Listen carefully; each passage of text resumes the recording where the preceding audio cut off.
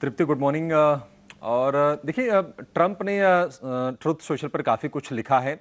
अब इसके क्या मायने निकाले जाए, थोड़ी सी ना इसको लेकर कंफ्यूजन की स्थिति है। पहले उन्होंने ये कहा कि चीन पर 100% अतिरिक्त टैरिफ लगाएंगे। अब ये टैरिफ लगेगा या नहीं लगेगा पता नहीं, क्योंकि हम देख रहे हैं कि डाउ फ्यूचर्स में और नैस्डैक फ्यूचर्स में लोअर लेवल से रिबाउंड है। अब हमने देखा कि शुक्रवार को अमेरिकी बाजार भरभरा कर गिरे। डाउ जोन्स में करीब करीब 900 अंकों की गिरावट रही। नैस्डैक की बात करें तो वहां पर भी 800 अंकों से ज्यादा की हमने कमजोरी देखी। और उसके पीछे की वजह यह रही कि 1 नवंबर 2025 से ट्रंप ने कहा कि चीन पर 100% अतिरिक्त टैरिफ लगाए जाएंगे। यानी कि पहले से जो 30% टैरिफ है उसको अगर हम जोड़ लें तो 130% का टोटल टैरिफ बन जाता है। और नाराज क्यों हुए ट्रंप, बड़ा सवाल यह है। देखिए, चाइना ने बड़ा एक अहम फैसला लिया था और यह कहा था कि जो रेयर अर्थ मिनरल्स हैं उनके एक्सपोर्ट्स को लेकर बड़ी सख्त पाबंदियां लगाई गई थी और उससे ट्रंप फिर नाराज हुए।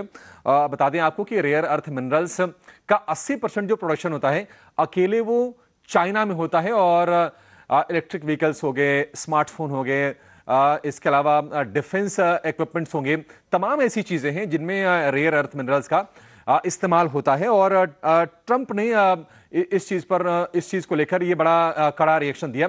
हालांकि कल ट्रंप की तरफ से एक और सोशल मीडिया पोस्ट आया और उन्होंने कुछ ऐसे इंडिकेशंस दिए कि शायद ये जो टैरिफ लगाने का ऐलान किया गया है 1 नवंबर से, ये ना लगाया जाए। बाजार इसको ऐसा गैस कर रहा है।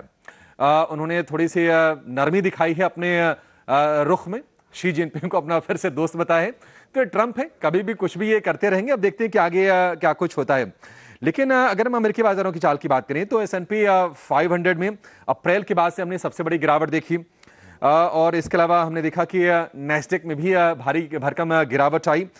यहां तक कि जो वोलेटिलिटी इंडेक्स है अमेरिका में, CBOE, वो बढ़ के 22 के पार निकल गया था। और अब चूंकि अमेरिका में शटडाउन भी चल रहा है, 10-11 दिन हो गए वहां पर शटडाउन हुए, तो ये सारी चीजें, अब ये नेगेटिव जो चीज है इसने परेशान करने का काम किया। और इसके चलते हमने ये देखा कि अमेरिका में जो बॉन्ड यील्ड है वो भी सॉफ्ट हुई। 10 ईयर की बॉन्ड यील्ड 4.05% पर आ गई। अगर हम कच्चे तेल की बात करें तो क्रूड में हमने करीब 4-4.5% के आसपास गिरावट देखी। ब्रेंट क्रूड का भाव गिर के $63 प्रति बैरल के नीचे आ गया था। क्योंकि ग्लोबल ग्रोथ को लेकर कहीं ना कहीं आशंकाएं पैदा हुई। इसके अलावा सेफ हेवन डिमांड सोना की बढ़ी, सोना निकल गया $4000 के ऊपर। तो ये तमाम चीजें हुई हैं। लेकिन अब यह है कि अनिश्चितता बढ़ गई है। और ये ट्रंप के जो लेटेस्ट जो उनका पोस्ट आए हैं उसके बाद अब ये लग रहा है कि शायद ये जो टैरिफ उन्होंने लगाया है ये फाइनल ना हो, इस पर कोई आगे कोई विचार भी किया जाए। तो हमने देख रहे हैं कि डाउ फ्यूचर, नैस्डैक फ्यूचर में तेजी है। क्रूड भी थोड़ा सा रिबाउंड करके हम देख रहे हैं कि करीब 1-1.5% के आसपास की तेजी दिखा रहा है।